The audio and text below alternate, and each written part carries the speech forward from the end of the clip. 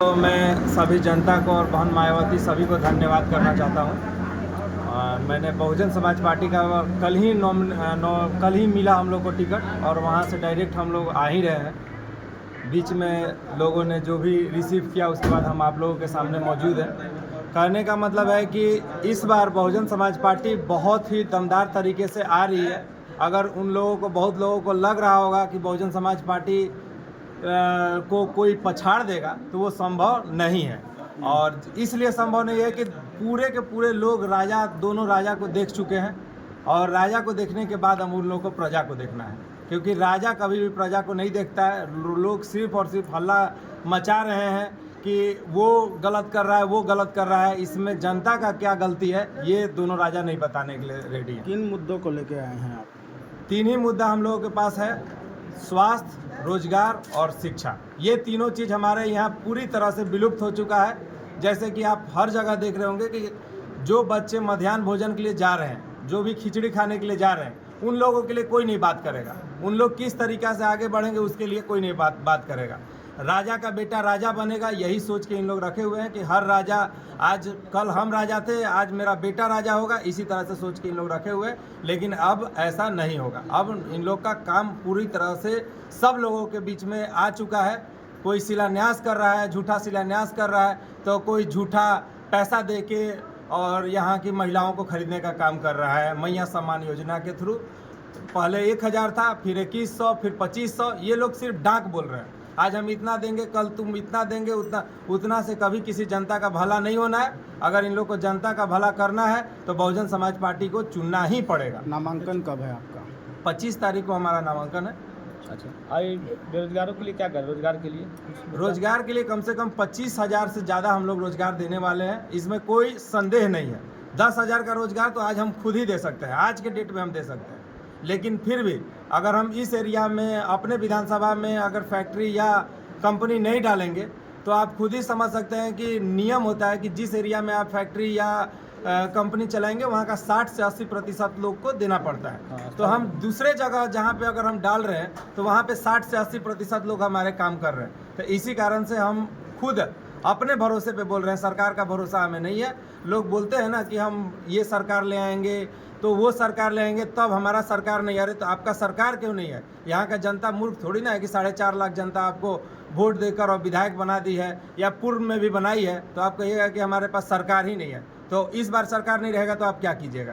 एक तरफ आपके साथ उधर के पूर्व विधायक हैं, झामुमो उम्मीदवार हैं, और भाजपा के हैं जो 3 बार के विधायक रहे, कैसे उन लोग का सामना कीजिएगा? बहुत ही आसान है। इसलिए सामना देखिए, अगर आप लोग खुद ही समझ सकते हैं कि अगर काम किए रहते तो उन्हें वोट मांगने की ज़रूरत ही नहीं पड़ती। लेकिन काम किए नहीं है, इसलिए उनको गली गली घूमना पड़ रहा है।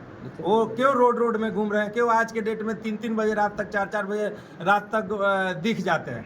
और इन लोग को आचार संहिता से भी कोई लेना देना नहीं है। ये लोग क्या कर रहे हैं कि आप लोग देख रहे हैं कि कितना सारा गलती काम कर रहे हैं, कितना सारा केस हो रहा है, लेकिन इन लोग को कोई मतलब नहीं है, क्योंकि राजा हैं। इन लोग को पता है कि एक तरफ जेएमएम सरकार है तो एक तरफ हम खुद ही राजा बन के बैठे हुए हैं। तो दोनों सरकार यही मति भ्रमित करने का काम कर रही है। और कुछ भी इन लोग के साथ आज के डेट में एसडीओ साहब हो या जो भी हो, वो इन लोगों के साथ कुछ नहीं करने पा रहे हैं। रेगुलर इन लोग का उल्लंघन हो रहा है और आचार संहिता का उल्लंघन हो रहा है, लेकिन किसी तरह से कोई कुछ नहीं कर कल रहा है। हेमंत सोरेन आए थे, उन्होंने बोला कि अगर इस बार छोटे राजा विधायक बनते हैं तो हम यहाँ पावर प्लांट बिठाएंगे। एक तरफ विधायक जी कहते हैं कि हम सीमेंट प्लांट बिठाएंगे। आप किस चीज़ का प्लांट बोलिए। दोनों के लिए हम बता दे रहे हैं। एक दोनों का बात के बाद मैं अपना बात रख देता हूं, आप लोग भी बैठ ही जाइए अगर अच्छा रहेगा।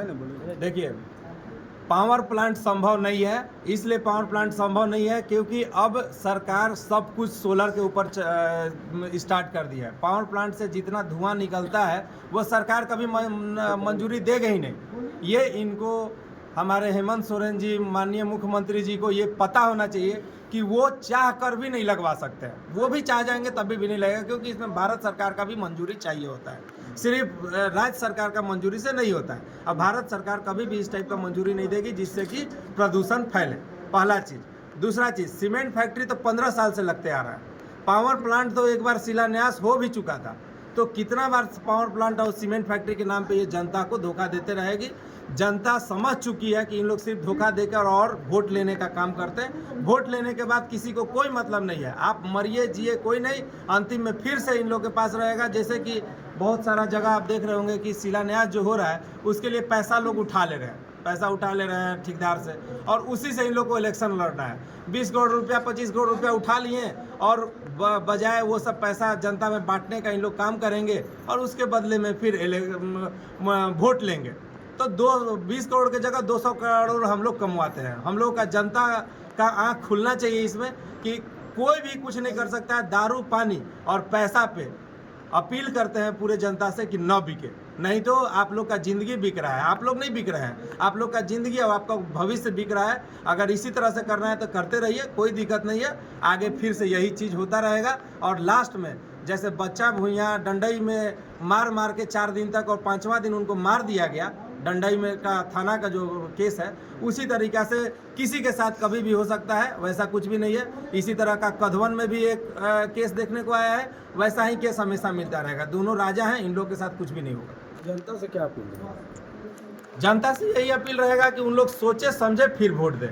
इस बार दारू पानी पैसा पर वोट देने का काम बंद करें और अन्यथा उन लोग अपने आप को नहीं, अपने पूरे भविष्य को, अपने नाती पोता सबको, अपना तो जीवन ख़त्म कर ही चुके हैं, नाती पोता बेटा सबको बर्बाद करते चल रहे हैं।